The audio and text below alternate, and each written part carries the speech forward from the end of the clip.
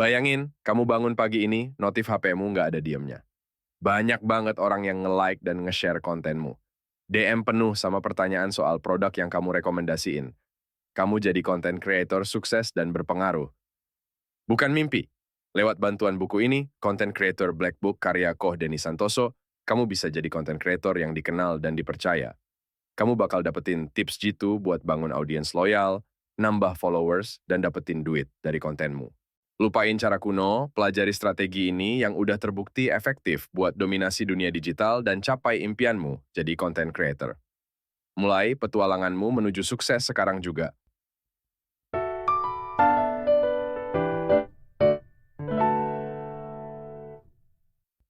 Biar gampang nangkep isi buku Content Creator Black Book lewat konten ini, kita bakal bagi jadi 3 part.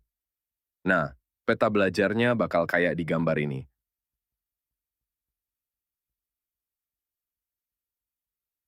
Oke, ayo kita mulai part pertama, Content Creator.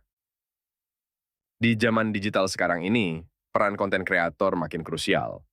Mereka adalah orang-orang yang bikin macam-macam konten, mulai dari ide kreatif, opini, pengalaman pribadi, tutorial, dan lainnya buat di-share ke audiens mereka. Konten nggak cuma jadi sekadar portofolio, tapi juga bisa buka pintu kerjasama bisnis. Kunci kesuksesan di dunia digital erat kaitannya sama konten yang dipost secara konsisten. Para konten kreator jadi magnet buat duit di dalam ekosistem digital. Duit ngalir dari konsumen konten ke penciptanya. Tujuan utama seorang konten kreator itu buat narik perhatian target pasar dan arahin mereka ke penawaran yang relevan. Nah, makanya konsistensi buat posting konten itu jadi kuncinya. Semakin sering posting konten, semakin kuat ingatan audiens sama si kreator itu.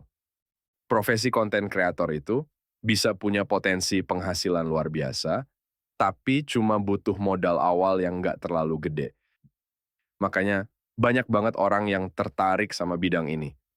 Di era di mana konten udah jadi kayak mata uang, jadi konten kreator itu kayak salah satu jalan terbaik buat raih kesuksesan di era digital.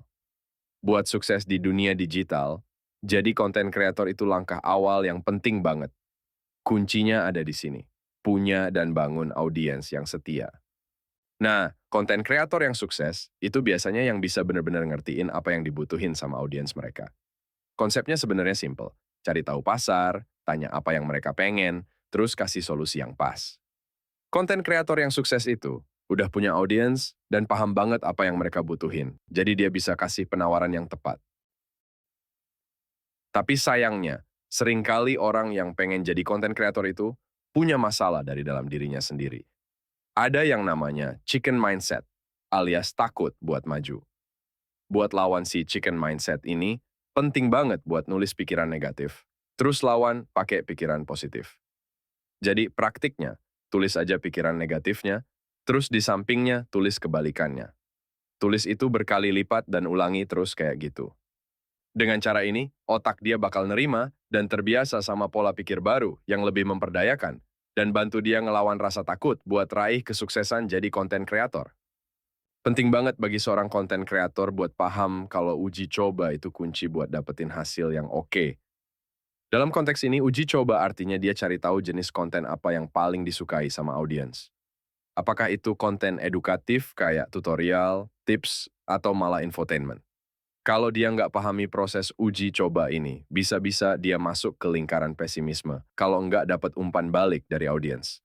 Padahal, mungkin aja kegagalan itu sebabnya karena konten yang dia bikin nggak sesuai sama preferensi audiens. Umpan balik dari audiens itu super penting. Baik itu lewat like, share, atau komentar. Umpan balik itu kayak petunjuk buat si konten kreator lanjutin atau perbaiki arah kontennya. Jadi, seorang konten kreator mesti aktif perhatiin dan ngertiin respon audiens sama konten yang dipost.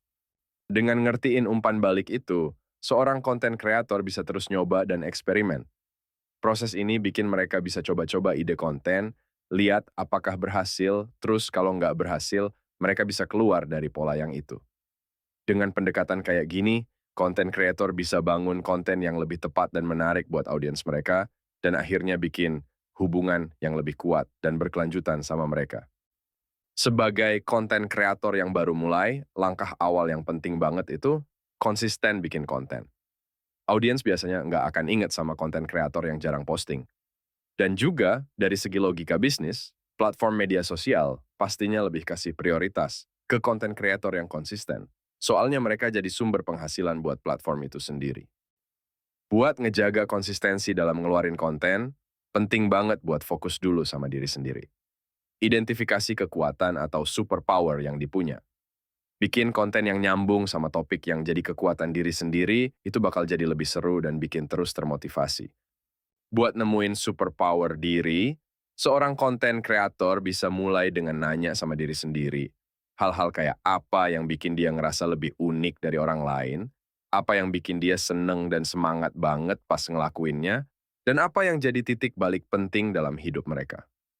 Setiap orang punya keunikan dan cerita yang beda, jadi nggak perlu terlalu mikirin subjeknya.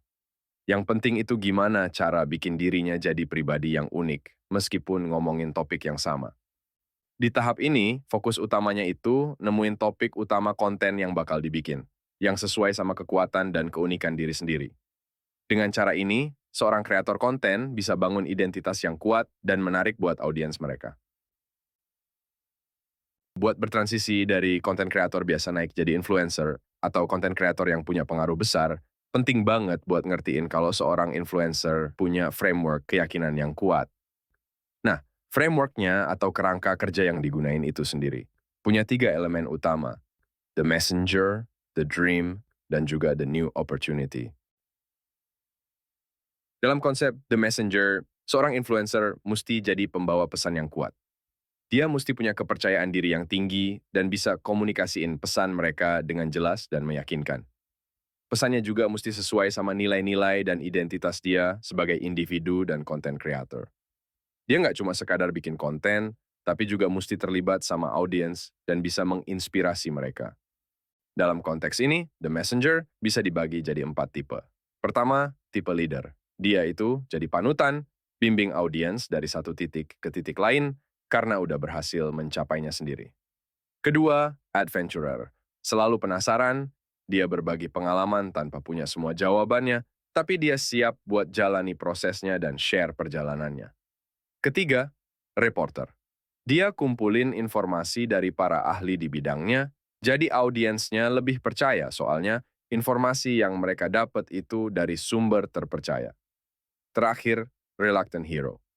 Nggak terlalu suka jadi pusat perhatian, tapi dia sadar akan nilai-nilai yang dipunya dan dari situ putusin buat berbagi dengan audiens.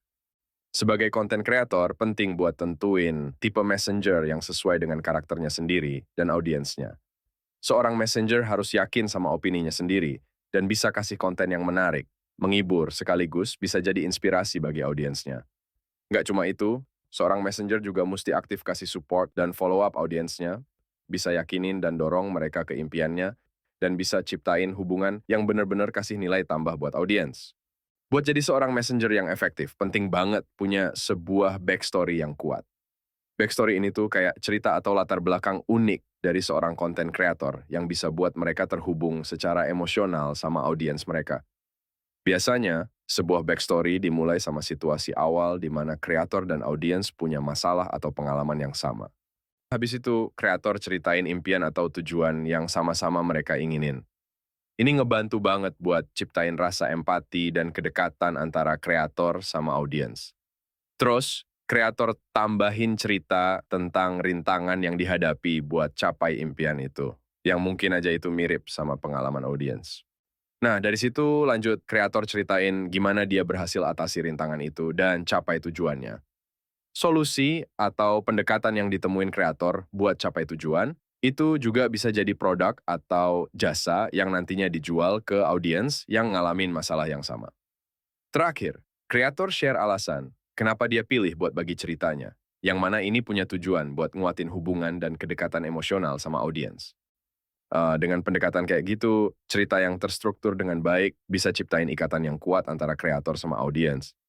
Ini bisa ningkatin engagement dan juga motivasi audiens buat terus ikut dan dukung perjalanan kreator. Intinya, buat jadi konten kreator yang berhasil, mesti punya cerita yang bisa nyambung sama audiens.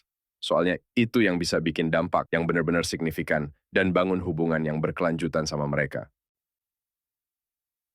Sebagai seorang content creator atau messenger, penting banget buat identifikasi impian yang dimiliki sama audiens dan tawarin cara buat bantu mereka dapetinnya.